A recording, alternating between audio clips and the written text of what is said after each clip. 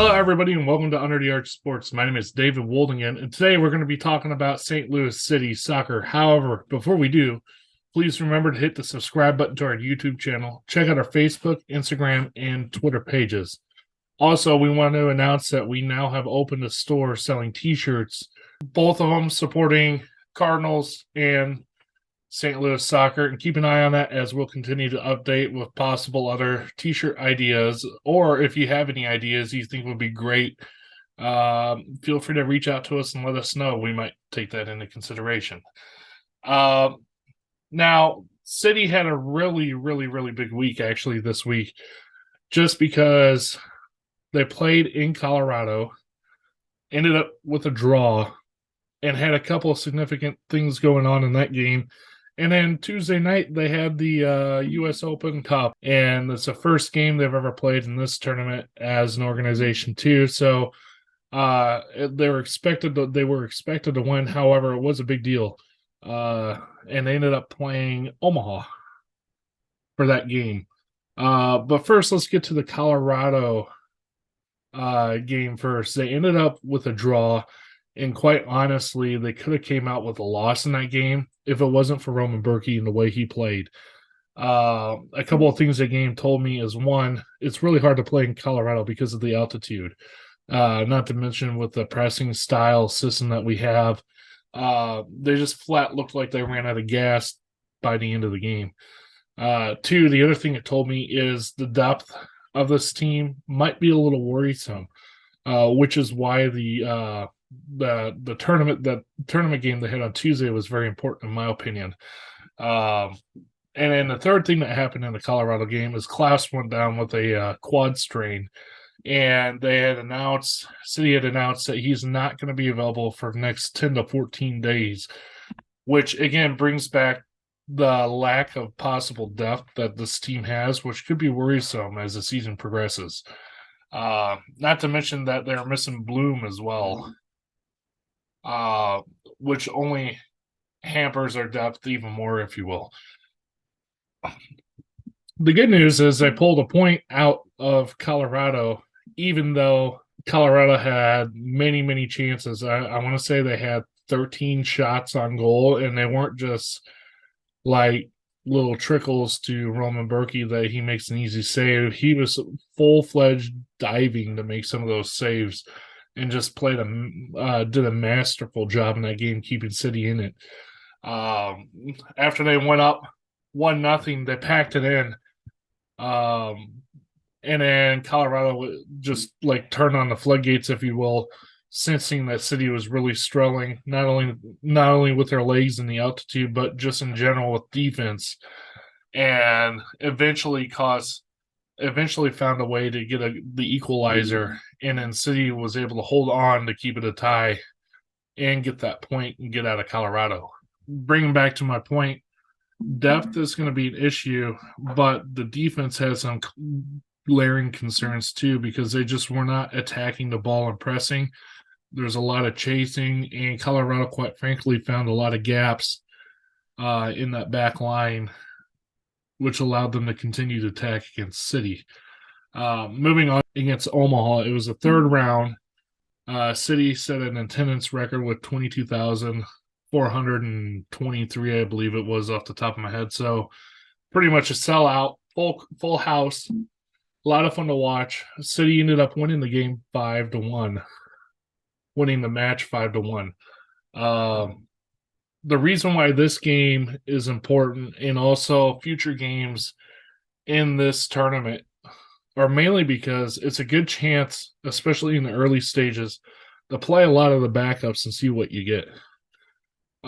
Just to give you an idea, there weren't a whole lot of starters in this game to start off with. They had Salito, Pompey, Thomas Ostrak, Isaac Jensen, Azil Jackson, who had 2 goals, Indiana Vasilev, Miguel Perez, the high schooler out of Pattonville, got significant time. He ended up playing 70 minutes in the game. Samir, Pedro, Lucas, Bartolet, Josh Yarrow, Akil Watts, who had a little time in the Colorado game, but he just looked outmatched until they subbed him out. And then the goalkeeper, Ben Lund, was the first action he saw with the first team.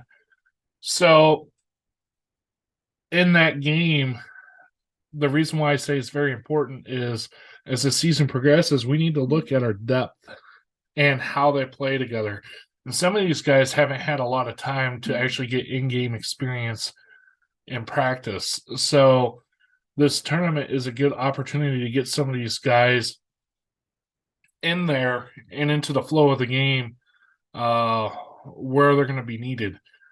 So it was a good chance to take a look at them.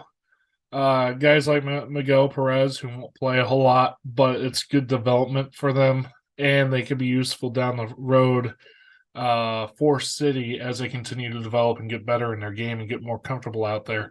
But I know later in the game, once it hit about the 70-minute mark, they put in Edward Lovin as well as Jared Stroud, which I also think was really good because it allowed some of these backups to play with a couple of the starters so they can all get used to each other's movements and play and everything else like that. With the win, they're going to move on to the round of 32 in the tournament. It's a really good chance for them to play their backup, see what they have depth-wise, because I think as the season progresses, it's going to be really needed. With Klaus and Bloom out, it's a good time to take a look at what you have up front, and if there's any need for in a transfer window to maybe go out and get another forward. I'll admit my knowledge with soccer is not the greatest. However, from what I've seen, I felt like this team could use another solid midfielder, and then if we can get another solid defender to shore up our back line, I think it will be huge down the road for this club. I just know that they need to prevent situations like when they were up in Colorado, in having to make some subs to fill in some gaps. So these games are going to be vital for developing our second string and our players and getting them the time they need to develop. In the meantime, though, hey, City got back into their winning ways. They have Portland at home coming up on Saturday. They're going to have to do it without Klaus because, like I said, he has a quad strain. So it's going to be interesting. I would expect Gioacchini, Stroud, Lovin to all be going on attack.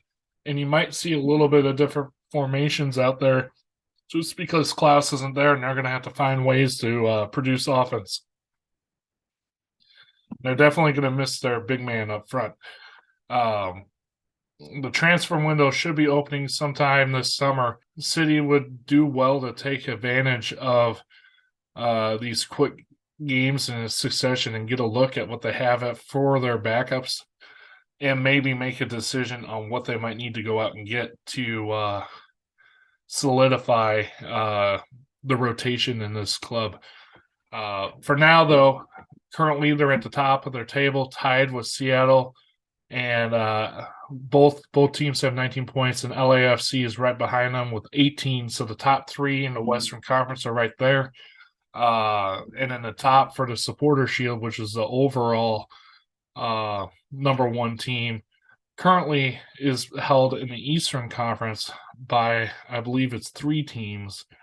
It's two teams, actually. New England and Cincinnati both have 20 points. So City needs to make sure over the weekend they come out with a win at home, get those 3 points, and try get a little separation in the top from them and everybody else if they want to maintain that first place contention.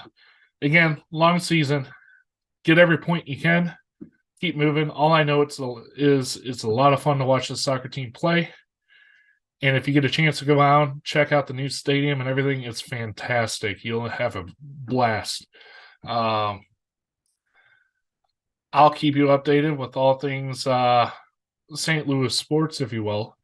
Thank you for watching the Under the Arch Sports. And don't forget to check out our store with our new t-shirts that are for sale. Thank you for watching.